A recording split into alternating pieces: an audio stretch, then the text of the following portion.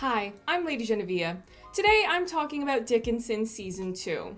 I already posted one Dickinson review that covered the show in general, Season 1, and some first thoughts on Season 2, and what's going on with some of the lead characters in this new season. I got one response to my upload on Twitter that said my review was a lot of talking. Yeah, that's kind of what you do on YouTube, and you're the one who clicked on an almost 20-minute video that came with a timestamp of when the Season 2 section started. You can stick to print reviews if you think I talk too much. That is, after all, the purpose of different mediums. I deliberately kept things very vague in my previous review, which I will also have linked up in a card, by the way, if you have not already seen it. I wanted to wait and see just how much the bigger names in the press would leak early, so I could gauge where the line is. And now that I know that they are going way farther than I thought that we could, I'm going to run my mouth. This will be a mostly spoiler-free review. I don't want to give anything away that is too major because that would ruin the fun. However, if you are a super fan of the show and you want to be teased to build up your hype before you get to watch the new episodes in full, I've got you. Episode 1 is called Before I Put My Eye Out. This is when we first check back in with the characters and see where they're now at in their lives compared to where we left them in the season 1 finale. Emily had that big moment with her father where she told him, "Hey, I'm a writer. I'm going to write."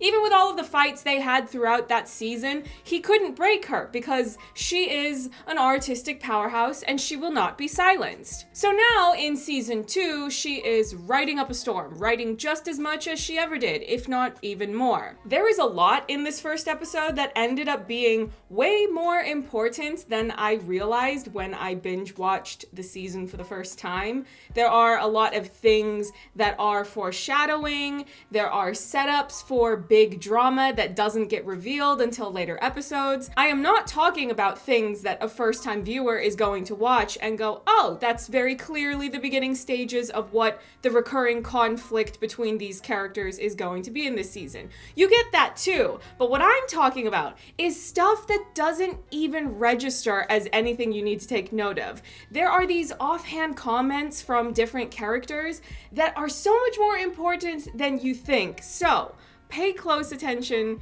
in this episode because things that you think are inconsequential are absolutely not. In the main trailer for season 2, there is an opening sequence between Emily and Sue where they're talking and Sue is wiping ink off of Emily's face. I went lurking on the pages of stan accounts on Twitter that were interacting with my tweets about the show after I first posted my review of season 2, and I saw that Ella Hunt, the actress who plays Sue, had said in some interviews that she really loved playing a particular scene that she did with Hailee in episode 1, and she is talking about that scene. I just know that that's what she's talking about. This conversation that they have, it's not just there to make you emotional and create shipping edits. What is said in this conversation is more important than you think that it is, so pay attention. How many times am I going to say pay attention in this review? Let's find out. By the way, while I'm mentioning the trailer, when I finally watched it, I had already binged season 2,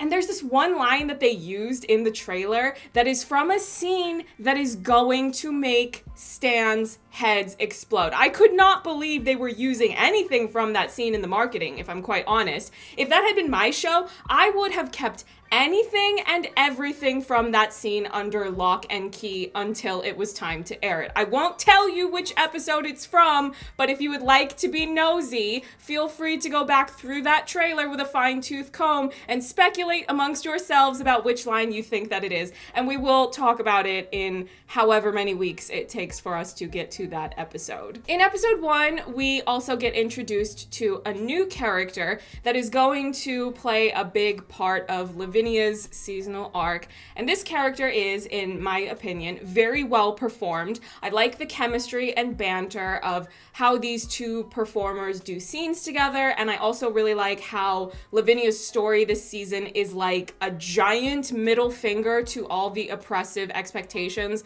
that are placed on women not only in the 1800s, but a lot of those expectations still linger today. Lavinia said, "Come on everyone, we're sticking our middle fingers up to the patriarchy." The amount of gifs and memes that you can make out of Lavinia's lines this season and her interactions with this character in particular, and use those gifs and memes as comebacks and clapbacks against people who say or do things that are sexist to women.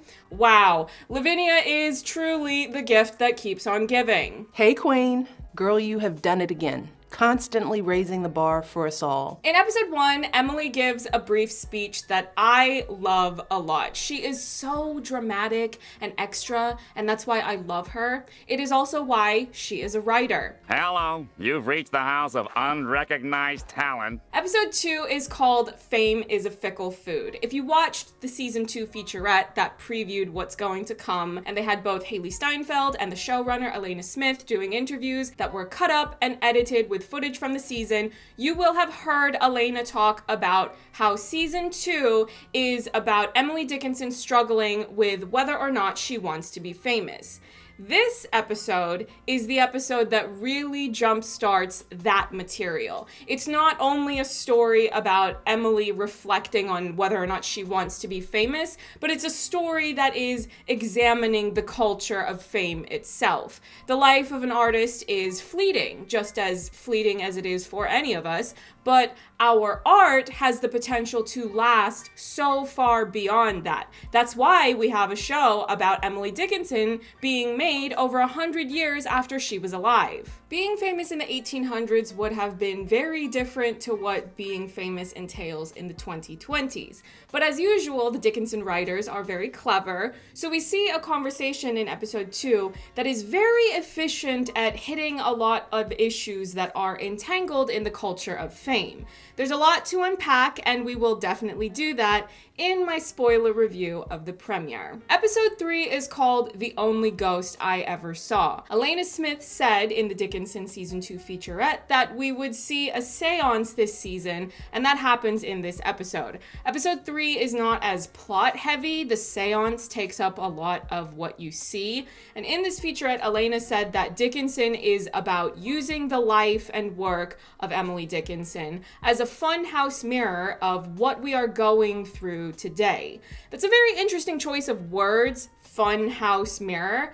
Dickinson season 2 really leans into this distorted, abstract, surreal style of storytelling. Do you know how you can have those paintings where it's just a bunch of random colors splattered on top of each other, and then the pretentious art people wearing black turtlenecks will stand around it and go, yes, it's a brilliant critique of Marxism, and the rest of us are witnessing this exchange going, huh? What the hell are you on about? Well, Dickinson 2 is a little bit like that, but without being annoying. It's actually very enjoyable to watch.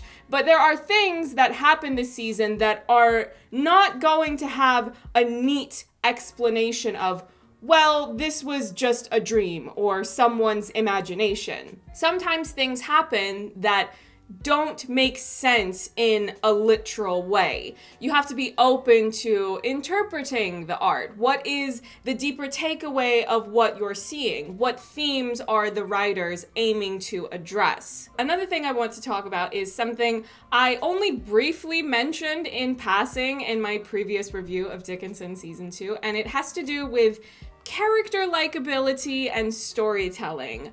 More specifically, I'm going to talk about Austin and Sue. I said in my other review that I couldn't stand Austin in season 1 and that it was shocking that he somehow ended up being more likable to me as a viewer than Sue, and that ended up causing a bit of reaction on Twitter. Am I surprised? Not really, but let's unpack this a bit more. In season 1, Austin was mostly a nuisance. We all started watching the show and very quickly got emotionally invested in wanting Emily and Sue to be together. And what did Austin do? Absolutely nothing but get in the way of that. with his heterodacity. Also, at the end of the season, when he got all, "You're not invited to the wedding," huh?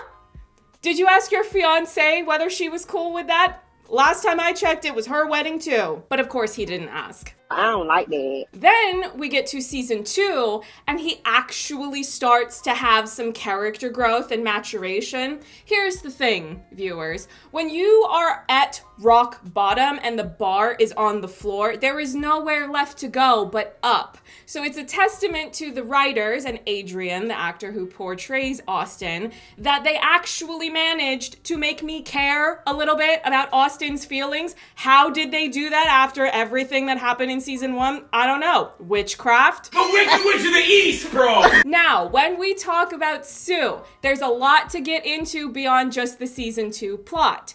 Women characters in fiction, especially Hollywood fiction, are not given the opportunity, often enough, to be unlikable in a way that stays empathetic to the larger context of why they are doing what they are doing. You can look up statistics about the top grossing films of even the last couple of years in Hollywood, and there is a much higher percentage of male perspectives being the focus. Male directors, male writers, male dialogue, henceforth, male perspectives. So women often have to be desirable to be considered likable in those narratives. They are not allowed to be flawed in a realistic human way. Dickinson is not like that. Dickinson gives Sue the permission to be unlikable. And what I mean by that is that she is given the space to do the wrong thing. I completely support more women characters in fiction getting to do the wrong thing. They should be allowed to be disruptive. They should be allowed to make mistakes, to not always be nice or likable. How many absolutely terrible, unlikable male characters have been glorified and the mainstream discourse surrounding them does not ever critique their actions? It's ridiculous that male characters can get away with all kinds of horrible things, but if a woman character is even remotely unpleasant, she gets vilified. A perfect example, Danny Zuko. Why is he revered by the mainstream discourse of pop culture when he is the worst character ever and I can't stand him? He's my nemesis. If you're new here, hi, nice to meet you. I'm LadyJenevia and Danny Zuko is my nemesis. Dickinson has given the audience a lot of context beginning in season 1 of Sue's tragic character origins to do with her family and other trauma accumulated along the way because of that creepy man she was working for midway through season 1. Unresolved trauma drives a lot of characters in fiction because unresolved trauma tends to drive people in everyday life.